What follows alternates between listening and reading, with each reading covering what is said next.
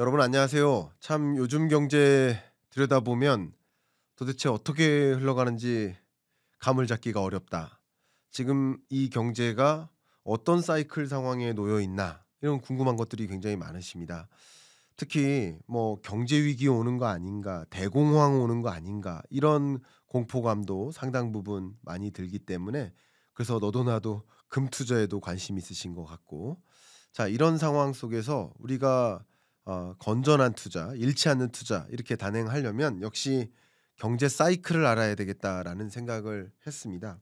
그래서 여러분들께 오늘은 부를 창출하는 경제 사이클의 비밀 이 책을 가지고 여러분께 북 리뷰 김광석의 독서 감상문 진행해 볼까 합니다. 자 먼저 이 책에 뭐 다른 거 거두절미하게 넘어가고요.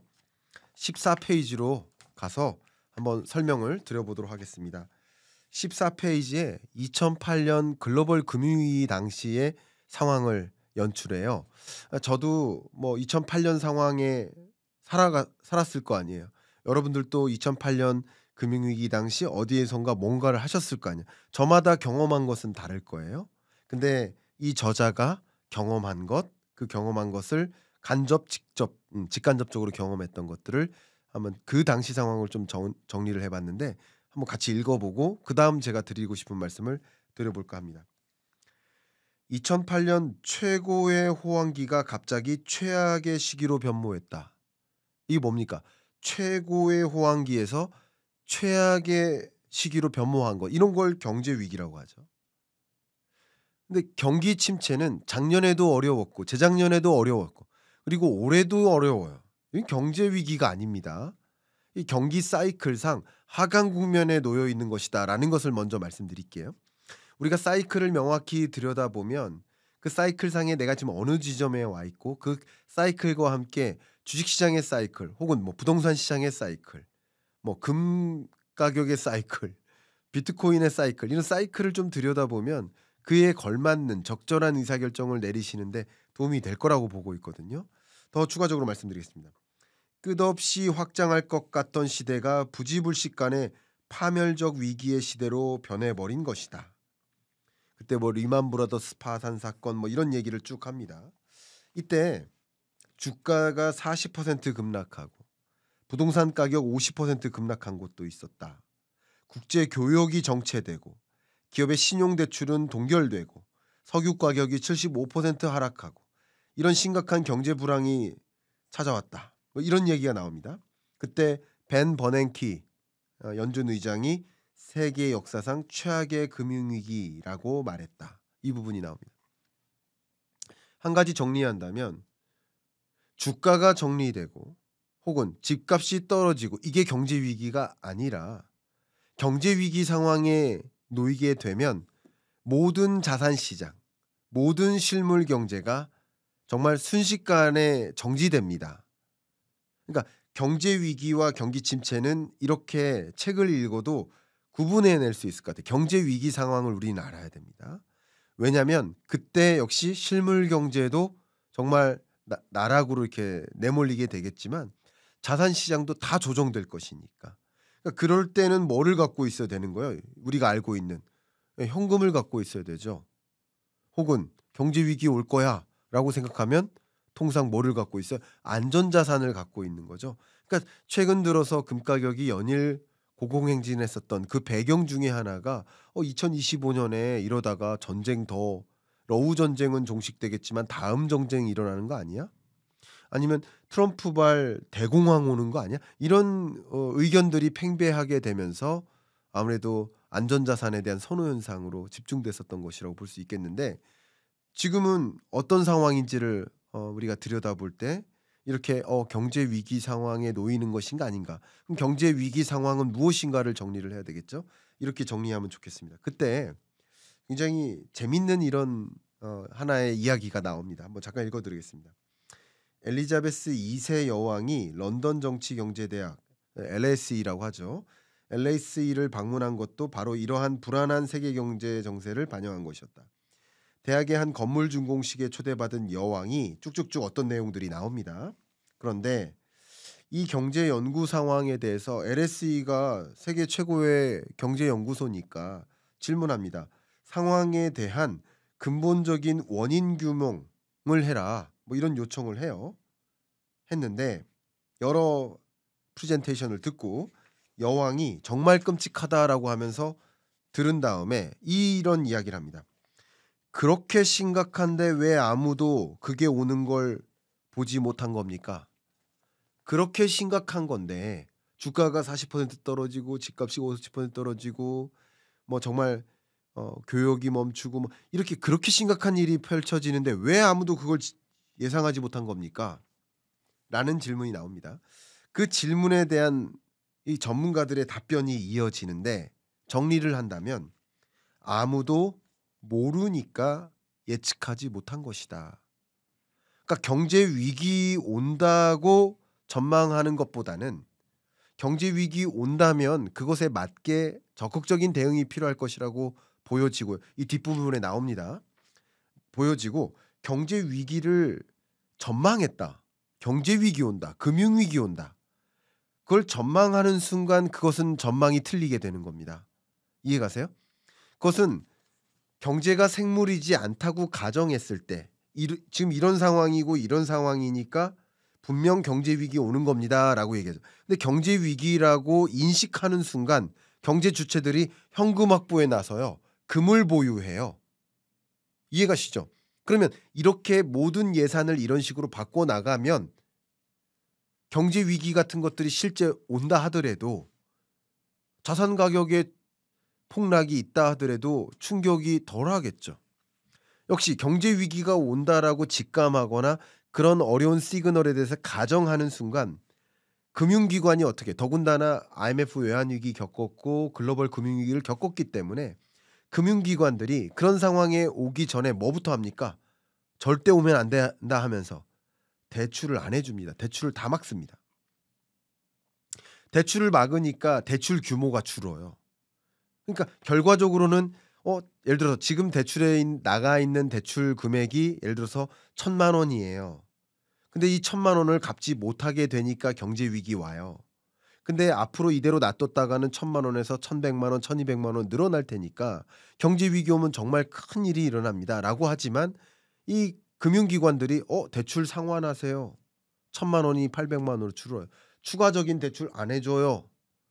이러다 보니까 대출 수요가 있고 갚는 상환 수요가 있는데 상환은 있지만 대출 추가적인 수요를 안 해 주니까 전체 대출액이 1,000만 원이 아니라 200만 원으로 줄어요.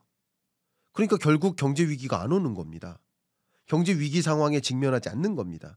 제가 그동안에도 경인남과 토론합시다에서도 여러 차례 이제 토론하면서 뭐 예를 들어서 뭐 4월 위기설 뭐 이런 걸 가지고 토론을 많이 했죠.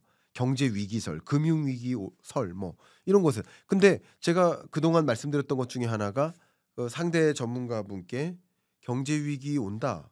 4월 위기 온다라고 말씀하셨을 때 제가 뭐라고 말씀드렸냐면 뭐 제가 생각하기에는 그 위기 온다라고 하셨기 때문에 안 올 거라고 생각합니다.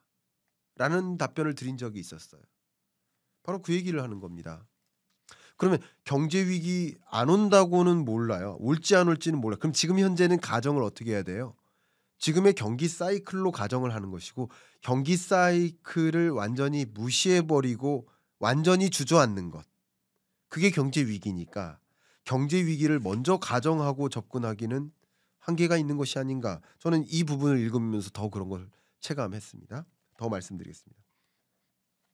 16페이지에 경제학 교수의 답변이 이어집니다. 여러 가지 이야기를 하는데 여기서 공식적인 답변서를 제출을 합니다. 뭐라고 제출하냐면 위기가 닥칠 수 있다는 것을 안 사람들도 더러 있었지만 그 위기가 언제 일어날지 어떤 모습으로 일어날지 그리고 얼마나 심각할지 아는 사람은 없었다. 그러니까 위기가 닥칠 거라고 지적하거나 고민하는 사람들이 있을 수 있어요. 근데 그게 정확히 언제 오는지는 누구도 몰라요. 어떤 모습으로 그게 전개될지 몰라요. 예를 들어서 어떤 은행이 결국 파산해요. 그래서 다른 은행들이 연쇄적으로 뱅크런이 발생해요.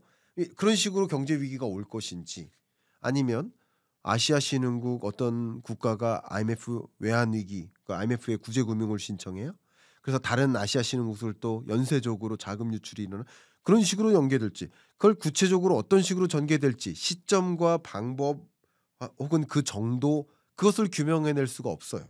그러니까 그냥 위기 올 수도 있어. 그걸 염려해요. 예를 들면 그러면 역시 경제 주체들이 어떻게 움직인다? 또 보수적으로 접근한다고요. 결과적으로는 그래서 오는 걸 보지 못하는 것이다라고 설명을 해요. 더 설명드리겠습니다.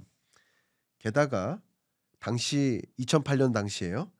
인도나 중국 같은 개도국들이 엄청나게 번창하면서 성장하고 있었어요. 일자리도 넘쳐났었고요. 상품 소비가 늘어났었고요. 삶이 풍족해졌고요. 기업들은 확장일로에 있었고요. 뭐 정부는 세수가 넘쳐나고요. 뭐 이렇게 움직이는 거예요. 1990년대, 2000년대 생각해 보세요. 그러니까 계속 호황이니까 더 안 좋은 것을 가정하기가 어렵죠. 그러니까 이 부분도 말씀드린 게, 위기라는 것이 온다는 것은 안 좋다가 위기 오는 것이 아니라 너무너무 좋다가 오는 것이다. 지금 2020년 팬데믹 경제 위기 왔었고 21년, 22년, 23년, 25년까지 계속 안 좋거든요. 저성장 고착화되고 있거든요. 한국 경제 성장률도 23년 1.4%, 24년 2.0%, 25년 또 1.6% 성장률이 주춤해지고 있거든요. 저성장 고착화하잖아요. 세계 경제도 마찬가지. 안 좋다가 위기 오는 것이 아니라, 그러니까 경제 위기와 경기 침체가 다르다라는 말씀을 수천 번 반복해서 제가 설명드렸었던 것처럼 지금 상황을 경기 사이클상 경기 침체 국면인 것이지 경제 위기가 아닌 것이다라고 말씀드렸던 그 배경도 여기에 해당됩니다. 그래서 학술원의 공식적인 발표를 하는데 읽어 드리겠습니다. 17페이지에 위기의 원인은 다양하지만 주 원인을 따지자면 그 방면에 밝은 영리한 사람들의 집단적 상상력이 실패했기 때문이다. 그러니까 늘 집단적 상상력이 실패했다. 이 얘기는 결국 뭘까요? 좀 정리를 해 본다면 저의 짧은 의견은, 집단적 상상력으로도 그 위기를 정확하게 규명해내지 못했다는 것은 위기는 누구도 예측할 수 없다라고 가정하는 것이 낫지 않을까. 그러니까 위기를 가정하지 말자죠. 위기가 올 수도 있겠지만 위기를 가정하지 말자. 그러니까 위기 올 걸 가정하시기보다는 경기 사이클을 들여다보시자. 경기 사이클상 지금 어떤 국면에 놓여 있나. 어쨌든 위기가 온다 하더라도 위기가 어떤 모습인지를 규명하고, 위기가 안 온다 하더라도 사이클상 어떤 지점에 와 있는지를 우린 들여다봐야 된다라는 말을 명시적으로 하고 있습니다. 뭐 그런 이야기들을 여기 쭉 나오고 있는데 결국은 경제에는 숨은 질서가 있다. 그래서 23페이지에 이런 질문을 우린 스스로에게 해봐야 된다. 왜 우리는 호황과 위기를 주기적으로 계속 겪는가? 무엇이 호황과 위기를 가져오는가? 왜 아무도 예측하지 못하는 걸까? 안전해지기 위해서 무엇을 할 수 있을까? 이 본질적인 질문에 대해서 답변을 찾는 과정, 그 과정이 이런 책을 공부하는 거고, 저와 함께 뭐 오피셜 클럽을 어 참여하는 것이고, 저와 함께 뭐 즉시 분석과 같은 이런 분석을 통해서 지금 경기가 어떤 상황에 와 있나 판단하는 것이고, 제가 그동안도 말씀드렸던 것처럼 경기 사이클이 있는데 이 사이클상 지금 내가 어느 지점에 와 있나, 이 부분을 우리는 알아야 된다. 이 말씀을 그동안 드려왔는데 바로 이런 본질적인 질문에 대해서 답을 찾아 나가야 되겠다. 그 말씀을 드리고, 그런 부분들을 찾아 나가는 과정, 그 과정이 경제 공부인 것이다. 이 말씀을 좀 드려보고 싶습니다. 자, 27페이지 보시면 이제 제 서문을 끝냈고요. 이 책의 구성 안내가 나와요. 이 책의 구성은 당연히 경기 사이클과 관련된 거예요. 물론 이 사이클을 제가 전적으로 동의하지는 않아요. 그러나 우리가 공부하는 데 있어서 참조하기 좋겠다라는 제 솔직한 의견을 좀 드려봅니다. 근데 사이클상의 회복 국면에 있죠. 리커버리, 회복 국면이 있어요. 그리고 이 회복하다가 사이클 중반까지 옵니다. 그리고 호황을 누려요. 익스펜션, 확장기를 또 맞이해요.